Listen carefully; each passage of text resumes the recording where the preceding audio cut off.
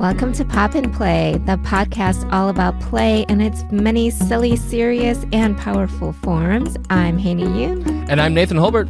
In this season, we're talking all about young people's media, how to make it, why it matters, what participation looks like, and its many challenges and limitations. And today we're talking about children's media for our youngest audiences, 3 through 5-year-olds. What does it actually take to create media and art that takes children seriously and appreciates the quirky and whimsical ways they engage with play and media? Today we have with us Andy Davenport, one of the creators of the massive hit children's show, Teletubbies. Teletubbies! Haeny! This is huge. Oh, for sure. This is huge. Over the years, we have talked to some outstanding, incredibly talented guests, artists, scholars, but the Teletubbies are like a cultural phenomenon, right? Oh, for sure, for sure. Yeah, like my sister, who is way older than me. So we're going to get another listener, your sister. My sister, way older than me, right, sis?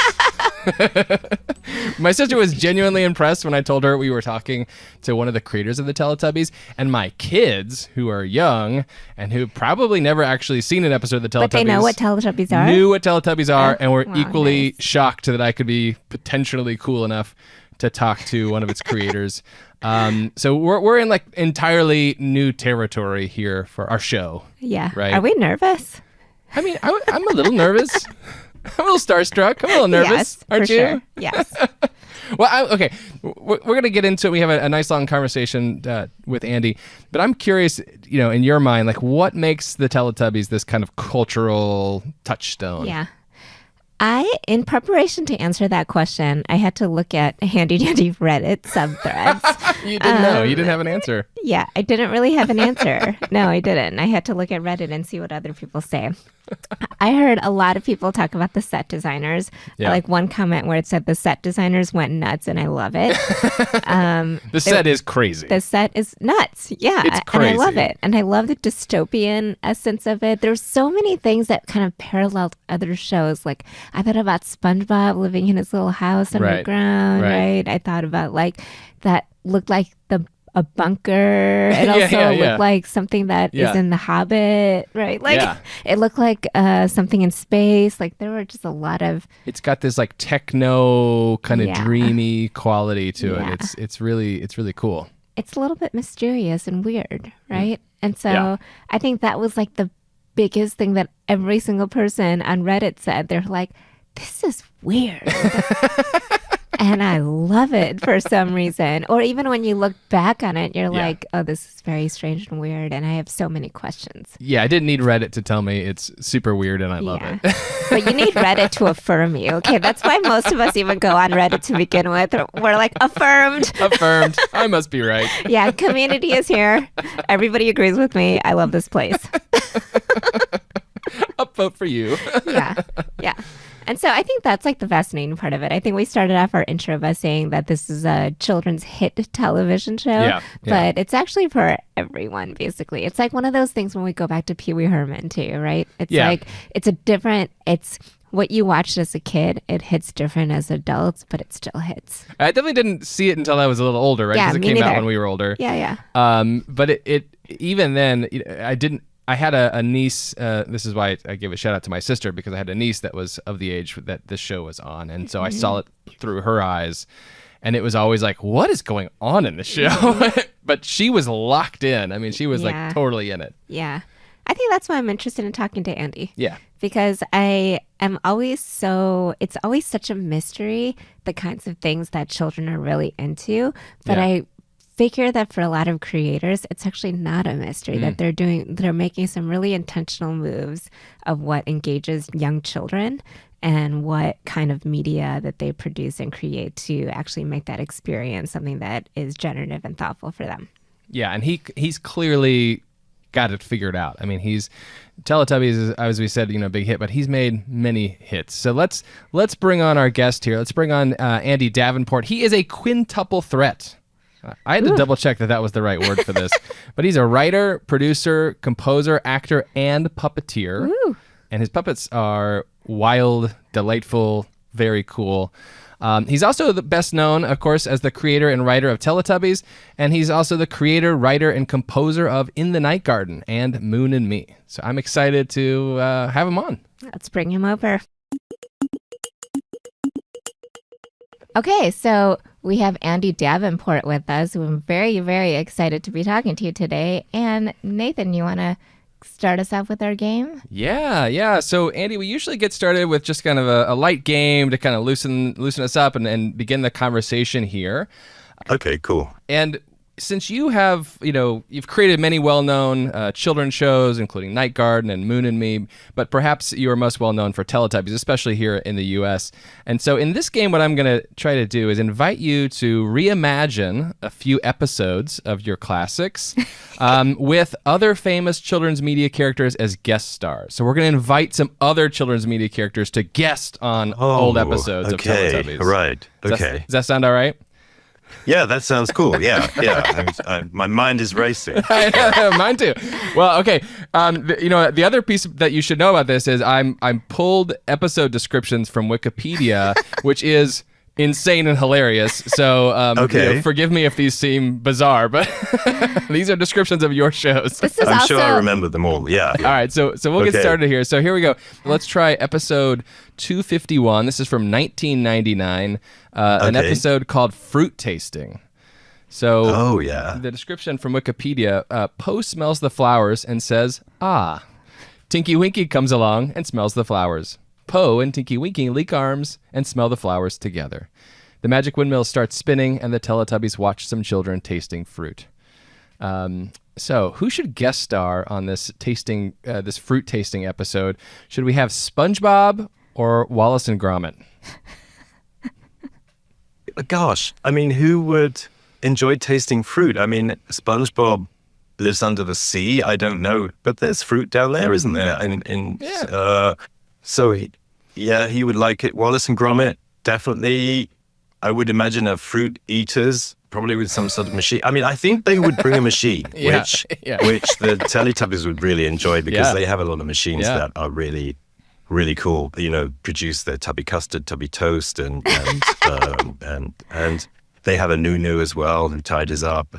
And so, I think they would be really excited if Wallace and Gromit were to bring a machine. But again, they would not turn anybody away. Right. Yeah. Right. Okay, one last one, and only because you kept mentioning tubby custard, so we have to talk tubby custard. So on episode 38 from 1997, My Mum's a Doctor. Okay. Yes, I remember that one. Oh, good. Yeah. Amazing. Poe rides on her scooter in circles before the magic windmill spins, and the Teletubbies watch a mother who is a doctor. Poe has too much tubby custard, and she gets tubby custard tummy and doesn't feel very good. Lala walks her to bed. She sings a lullaby. Sound effects. Yeah. Sound effects? They were. Yeah. So who's gonna join this episode? My Mum's a Doctor. Should we have Garfield or the Teenage Mutant Ninja Turtles? Gosh. Well, Garfield seems closer in age, but the Ninja Turtles are really great friends, aren't they? And so, they're good buddies. They understand the thing of a bonded group and all of that. I mean, again, I would just say bring them all. Bring them all in. But yeah, I guess it'll... the Ninja Turtles also are distinguished by their colors of their, of course. So maybe that's, they have something they could talk about, their favorite colors. And you guys are much nicer than me because I'm looking at this and being like, you do? I'm going to go with Garfield because he's round and fluffy as well. Yeah, that's so true. he's That's definitely true. just like, can join the tenor. I feel like the Teenage Mutant Ninja Turtles would freak them out because of their definition of their bodies. And then... Right. And then we'll just all have like body dysmorphia, and then it would be horrible. Sorry. Also, too much reality TV. Too much reality TV, I think. Well, thank you, Andy, for playing this. I love the answer. Bring everybody along. I don't feel I was very good at it. No, that's the correct thank you. answer. It's great. It's great. Yeah. I mean, I love to bring everybody along because I feel like that definitely is the ethos of your shows, too. So it tracks. It tracks. Yeah. Okay, so we'll start off with our first question, which is basically, we kind of already started edging towards this, but just talking about play in your own childhood. Like, what did, I feel like you have such a strong messaging about how you want this idea of inclusion and including everybody. So I'm wondering, like, what did play look like for you? Who did you play with? Where did you play? Did media or television or any of that even play a role in how you played as well? Yeah, okay. I mean, I remember, well, I guess my childhood was a tale of two places, really, because I grew up in a suburb of London called Bromley, which was in the 70s probably not the most vibrant, exciting place to grow up. Like many suburbs, there was not a huge amount going on. Yeah. Sorry, Bromley. It's probably a lot nicer than that. Sorry, suburbs. But the British weather often used to force you indoors. And I think a lot of my childhood, I remember playing in my bedroom, just, with not a lot to do, because back in the 70s, we didn't have a lot of stuff. So you had to kind of create your own fun and make your own fantasy situations and spend a lot of time drawing or writing stuff or inventing things. And I think it's interesting because I was thinking about it because Bromley, although it wasn't a particularly exciting place, there was quite a lot of creativity that came out of it. So David Bowie came from Bromley, and Susie Stu, and a lot of the punk movement originated from Bromley, and there were writers like Hanif Qureshi, and so there was a lot of creativity seemed to come out of this place that wasn't the most interesting, exciting possibly for a child. But on the other hand, the other place I spent a lot of my childhood was in the holidays. I used to go and stay with my grandparents in a seaside town where I was actually born, which is called Folkestone on the south coast of England. And like many seaside towns, that was just a place full of play. So it was kind of another extreme. And my grandmothers in particular were very playful people and used to indulge my play a lot. And one of them built me a puppet theater out of an old butcher's box. Her husband was a butcher, and it was a meat box that was made into a theater with a curtain on the front that you open and close by pulling a string. And I spent hours making puppet shows. My grandmothers would happily sit there and watch the whole thing. So yeah, that's a lot of puppets, a lot of making stuff up, and the same with friends as well. We, there was a lot of going to each other's bedrooms and making stuff and having, big fantasy plays and all of that. So yeah, I was lucky. I had a quite rich childhood in that way. I love that. One of the things you mentioned, I mean, like, when you say, I made lots of puppets, that like tracks, right? but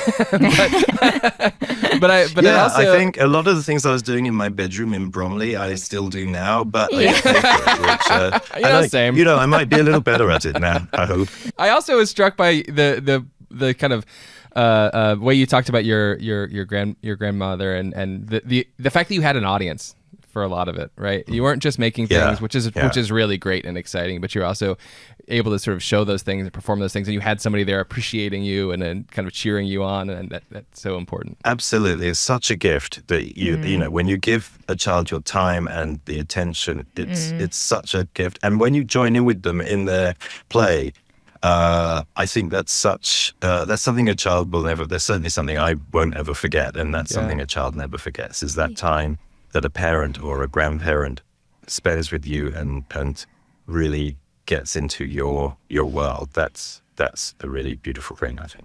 Yeah. So we talked a little before in the game about Teletubbies, but I'm curious if we could just talk a little bit more about.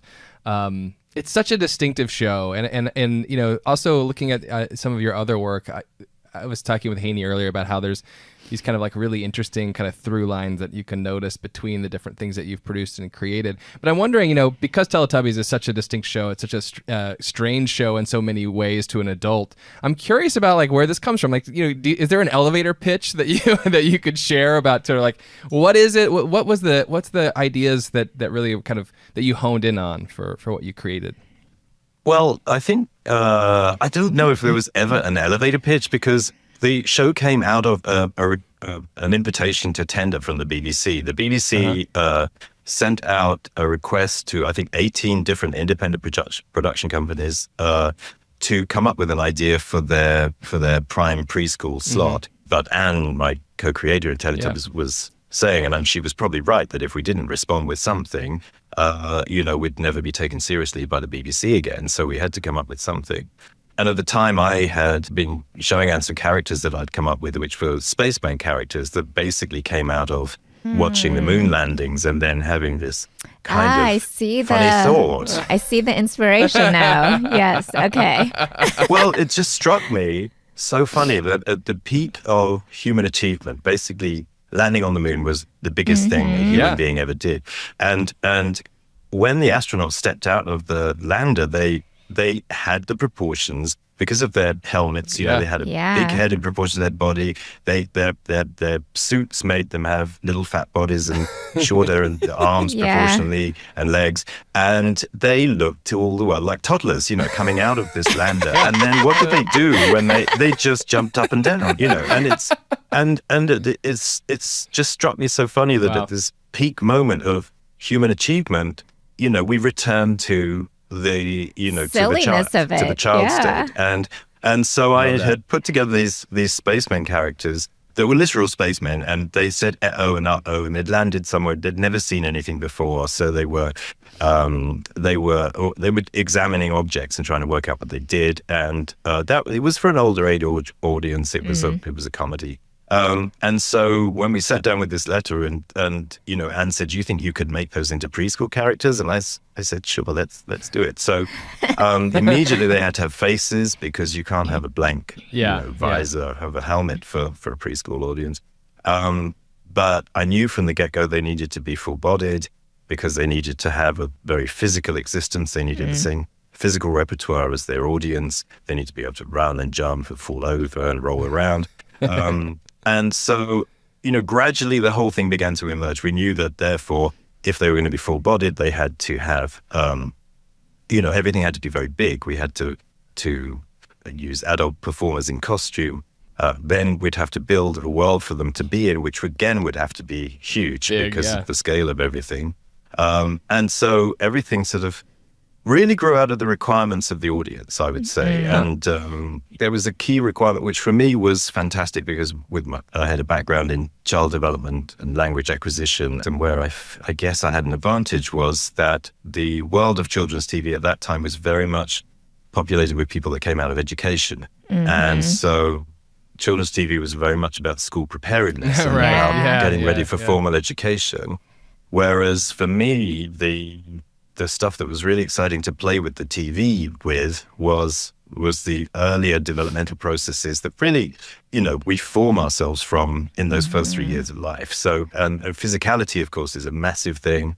And the way that we learn at that time is a particular universal process. And so really building the narrative around that learning process and trying to sort of capture that play within the narratives. I mean, it's like as I hear you talking, it's like there's an affective aesthetic response that we have to media materials or just any kind of materials, right? And I think we sometimes forget that, especially in children's programming, because I think right now, like, I hate learning something on TV, okay? Because I'm like, look, I am watching TV not to learn. I just am doing it to feel. So I think that's why, I watch these reality shows, because I want to feel like angry, or I want to feel excited. I want to feel like thrilled, or like held in suspense or something like that. And I think sometimes we think that automatically kids will watch TV because they want to learn something, and that affective feeling that you get from like engaging in something can actually really be meaningful for kids. Oh, absolutely. I'm also struck by we talked to some of our friends at Sesame, and I'm also struck by the kind of different origin stories there, right? Where there's very, like you sort of said, it kind of very much was kind of intending to teach certain skills, and whether they were thinking of it as explicitly school preparation, they were certainly thinking of it as like skills and ideas and concepts, right? And that is different than what you're talking about, which is something much more about experience and you know, you pull on the Piagetian terms there. But I love how you also kind of end up in similar places, right? Where you know, that emotion and that feeling is still kind of core. The extent to which it gets sort of centralized in what happens may be different, but there's still kind of that value for both of you. I mean, it's interesting because I often use this quote from what I like to call a piece of new media. It was the first ever piece of children's literature and it was published in 1792. And as a piece of, you know, new media, it had to explain itself. And it in the introduction, it says that it exists to provide unfatiguing exercise of mind. And I've never ever heard a better description of what good children's content should provide, because quite often I get asked about what are kids learning here? Where, what's going on? What's the point of it all? And that's what it's about. It's about exercise of mind. And a lot of that is through story. A lot of that is through empathy, through modeling, and just through providing a child with a world where you have bonded relationships, supportive relationships, and where there is acceptance of stuff. I mean, I remember one of the directors on, me, in fact, it was looking at a script and saying, this is so funny because Mr. Onion is refusing to share stuff. And I was reading through the script expecting that there was going to be something bad would happen to Mr. Onion, but nothing bad happens. It's actually, it's all good. And I said, there's not really anything you can do wrong in my shows. It's because it's just about respecting play and about respecting the child's responses to things, and sharing can be difficult. And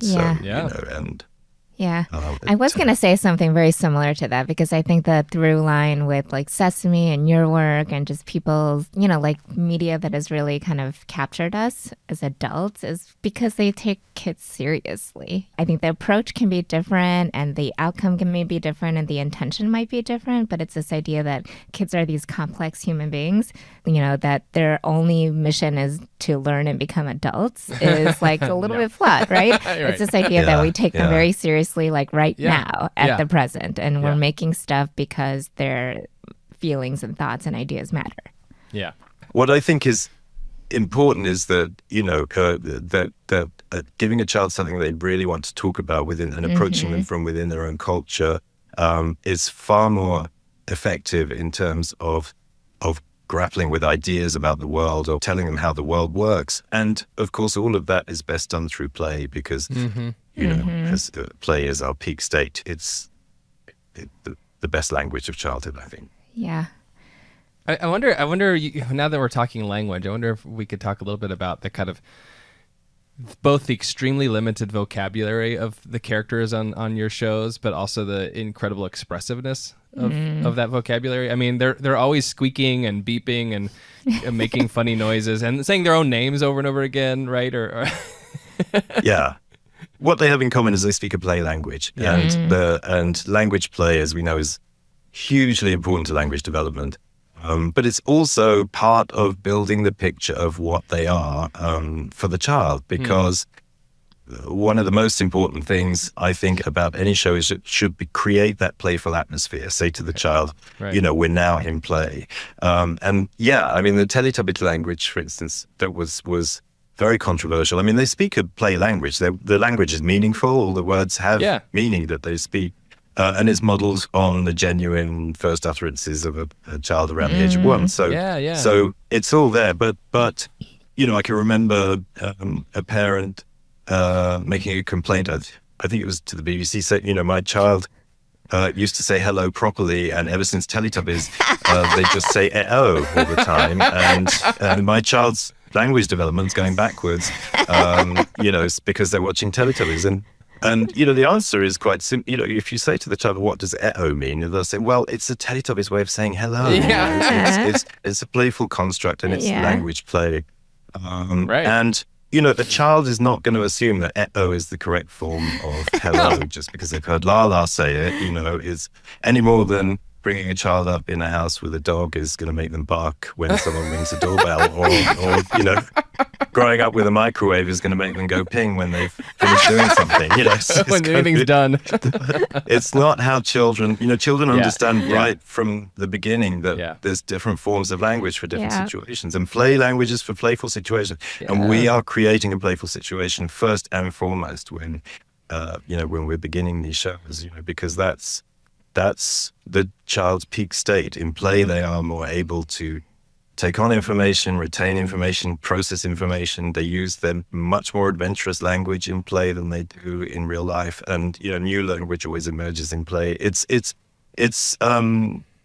serious stuff, but the input play is really, really important. That's so fantastic. I love that. It's a beautiful answer too. Just the kind of the play language and the sort of sophistication of that, and the ways in which that can become a different way of interacting with the world. It's funny, and again, we keep kind of coming back to this, but it's funny how as adults we just keep wanting kids to be more adult-like, and so a kid saying "uh-oh" instead of "hello" is like, why can't you act like a human? Why are you over here acting like a Teletubby? But that's great. I mean, I'm just wondering, were you ever surprised by any of the audience's reaction to your show, Teletubbies? Like, I'm sure that you got a range, right? And I think you kind of alluded to it. Like, there's some parents that will be like, what the hell is this? I don't understand it. Like, I don't want my kid to be watching it.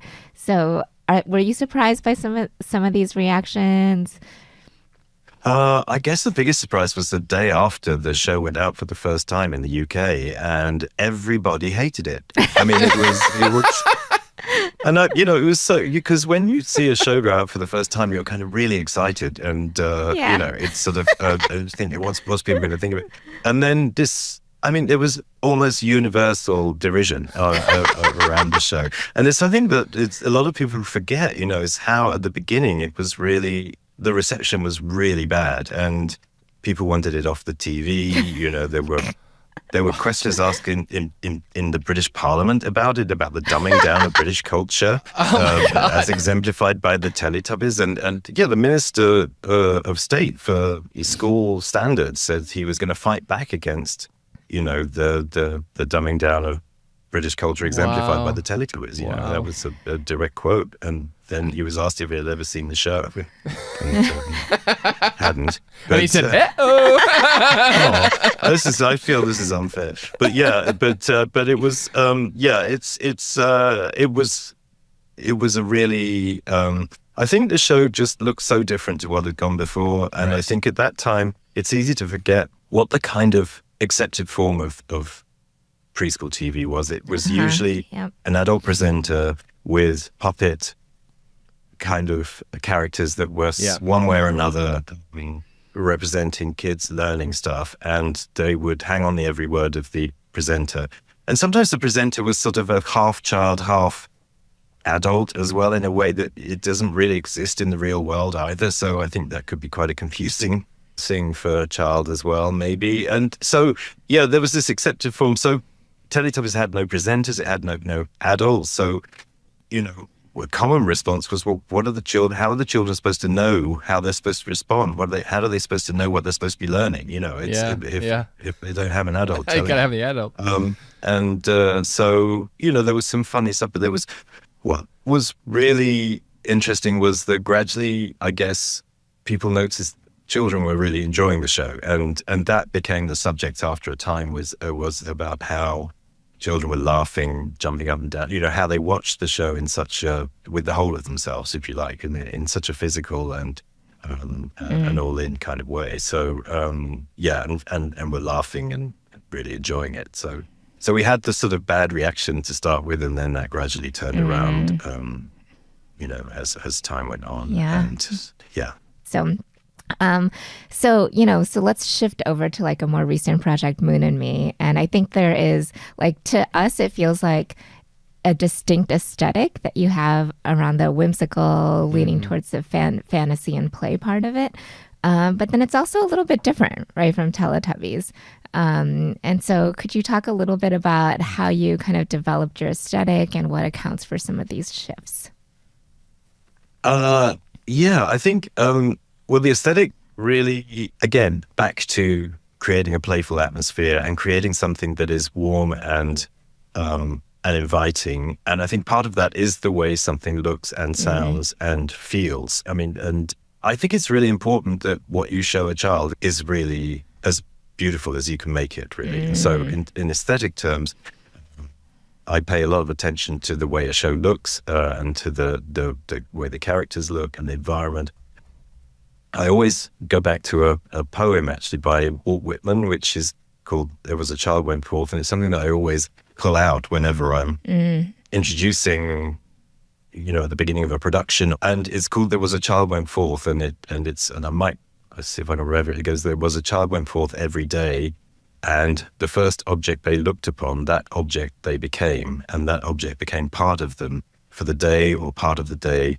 It's such a great expression of what we're trying to achieve here, because what you show a child really does matter to them and stays with them for a long time. And so it's really important that it's the best quality in every way that you can muster. So the aesthetic is a part of that. And I have something that I don't know many people have. I have a color palette designer specifically, who is a woman called Sophie Herxheimer, who is an amazing color artist, and will take my crude palettes that I start off with and then turn them around and make them really into something vibrant and joyful and wonderful. Wow. So the color is palettes of the shows is really important to me, because I can't stand this thing when people say kids really love bright colors, and so everything quite often children's content is really noisy and just loud. And so whether it's on the screen or whether it's in the environment of a toy store or whatever, or a bookstore or whatever, the stuff that's associated with the show still has this palette that really works. And with Moon and Me, I guess the shift you're talking about is in scale as well, because that was the show was set in a toy house, and I wanted to shoot it absolutely at toy house scale to give the feeling that you are looking through a tiny window into a toy house where the toys have come to life, and you can actually see the smallness of it. So you can see the stitching on the blanket, or you can see the brush marks on things that have been painted, and it's very much about making and about handmade stuff. Again, a lot of children's content, and some of it's very good, by the way, but a lot of it is animated. And I really wanted to make a show that was all about real objects and about the way real objects behave. So the characters are rod puppets. They're puppeteered, and then the rods are removed in post-production. And the whole thing came out, actually, again, comes out of play because, and in this situation, at the beginning, I set up with Sheffield University, so shout out to Sheffield University, and to Jackie Marsh and Dylan Yamada Rice. They set up a play project, a study of toy house play. So basically built a big and beautiful toy house, and then rigged it with microphones and cameras, and then allowed a load of children of different ages to play with it.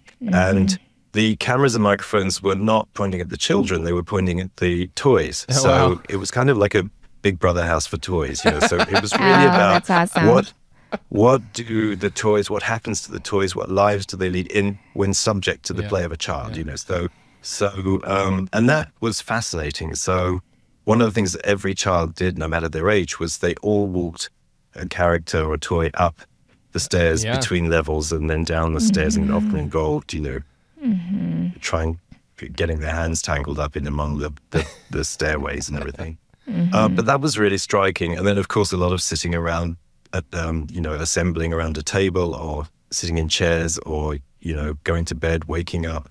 And that really, again, showed me what is it that a child finds really fascinating about a toy house. Yeah, I mean, I appreciate that description of your process too, because the intricacy and the complexity in which you create these things, I think research. also, really attends to the seriousness of kids enjoying something that is pleasing, right, and beautiful to them. And I was thinking the same exact thing as you were talking about, like, kids like bright colors, so let's make our classrooms like red, orange, and yellow, and green, or whatever it is, like primary colors.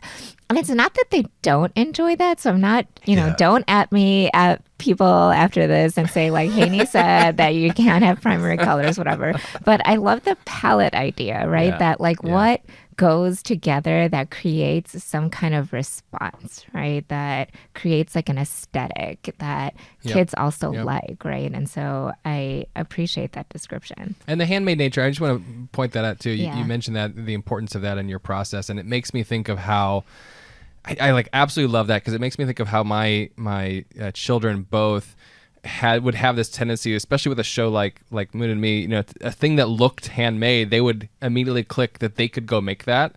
And then they were constantly taking things that they were experiencing in other kinds of media, whether it was TV or even video games, and they would then go and draw, or they would go cut out paper and they'd glue things, and they would engage in these craft activities where they were blending their worlds across different forms and that to me is like always the most kind of thrilling thing, is to see how they connect things that they're passionate about and that they're excited about. And you've said multiple times that it was all through play, right? Play kind of became the avenue to do this exploration. So I think that's so cool. Oh yeah. I mean, play is the fail-safe, really. If you're looking to engage a child, you just look at what it is that engages them in play, because it's a completely fail-safe strategy as far as I can see. Yeah.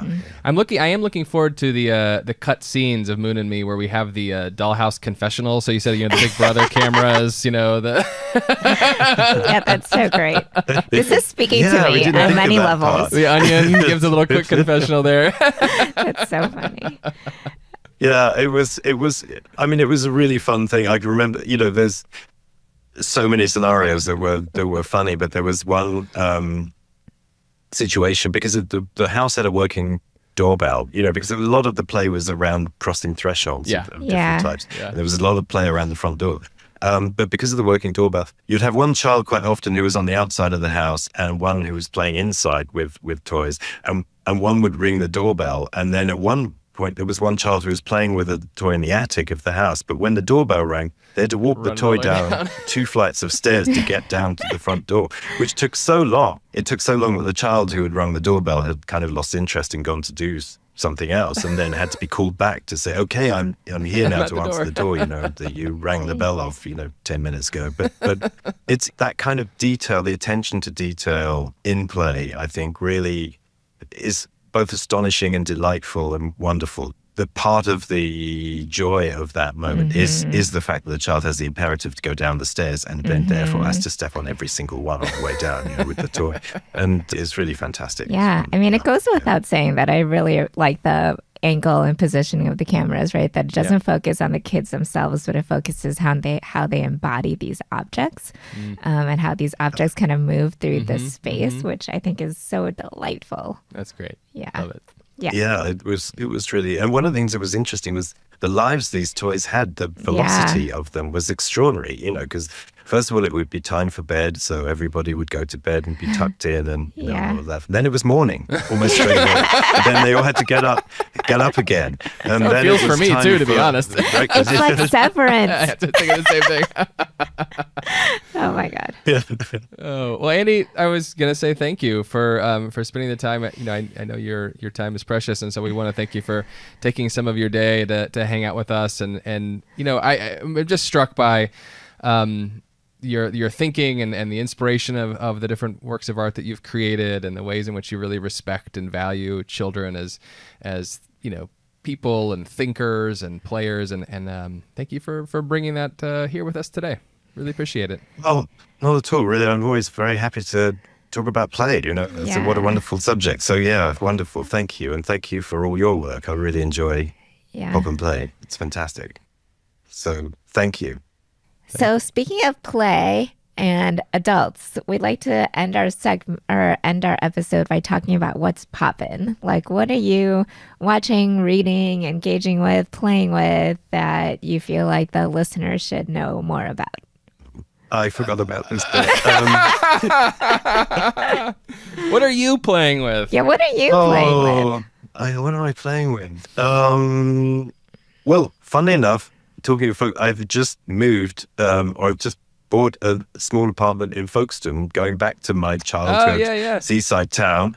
So that's big for me at the moment. I'm really enjoying that. And I don't know. You see, I'm terrible because I'm always late to the party whenever there's anything that everybody's watching or doing it. It always takes, I'm always the last to watch it. So like I was watching The Traitors, that's the thing that's been getting me recently. But I'm watching it like several years after everybody else discovered it. But Look, I respect that because I am late to that party as well. I am late to the Traitors party as well, and now I'm completely obsessed with it. So I just finished watching season 1 from like years ago. Oh, great! Yeah, no, it is great. The only trouble is that I find like I go to bed, start watching it, and then it's like 2 in the morning before you know it. Yeah. Because they always end the episode so expertly with the cliffhanger that you have to watch the next few minutes of the next one.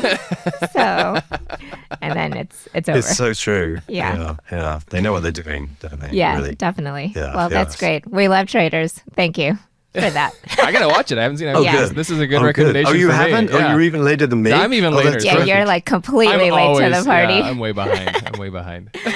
Yes. Okay. Well, thank you so much, Andy. Thank you for talking to us. I feel like the time really flew. Yeah, totally. Well, that's great. Well, thank you. Yeah. Okay. Thanks. Bye. Oh, thank you so much.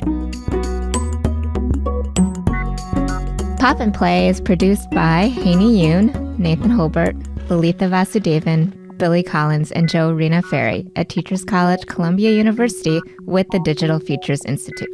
Audio recordings for this episode by Abu Abdelbaghi. This episode was edited by Billy Collins and Adrian Fatullo. For a transcript and to learn more, visit tc.edu/popandplay. Our music is selections from Leaf Eaters by Poddington Bear, used here under a Creative Commons Attribution Non-Commercial License. Blake Danzig and Meyer Clark provided our social media and outreach support. Follow at Pop and Play Pod on Instagram. Thank you to Abu Abdelbaghi for support with our website and additional materials. Do you teach about play and pop culture? Check out our topics collection organized for the classroom.